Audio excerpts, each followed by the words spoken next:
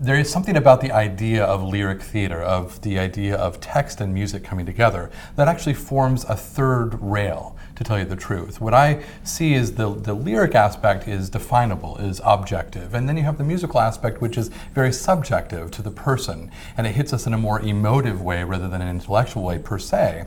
In the combining of the objective and subjective, you find a sense of subtext, this thing that is below text, that is somehow emotional as well as intellectual simultaneously. And that sort of third element, which when we combine lyric and music, actually forms a different kind of art form altogether. It is neither speech nor music, it is speech music. It is a wedding of these things together, and you can't quite even pull them apart. When you say a lyric on its own, it has a certain quality, but it certainly has a more intellectual quality. And when you hear music on its own, maybe we're moved by it, but we don't have a concrete representation of what that means. You put them together and suddenly there's a combining that is so holistic in a way that forms its own art form, which is why I think the musical theater, the lyric theater, opera, these sorts of things that combine art forms, the multidisciplinary aspect here, is truly something that I think is worthy of further discussion, worthy of further investment. And I think to add to that as well, the elements of music that,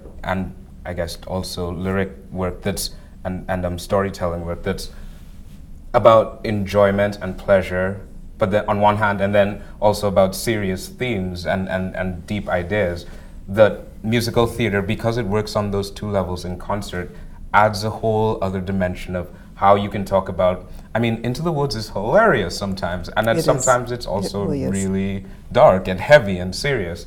And the fact that you can have all these things working in concert, I think it's remarkable, and something that musical theater does really, really well. Yeah, I was going to say this, I'm thinking about Bernadette Peters in the Broadway version, who even when she's only speaking, not singing, without music, it could be singing. It sounds as though she's singing. Indeed.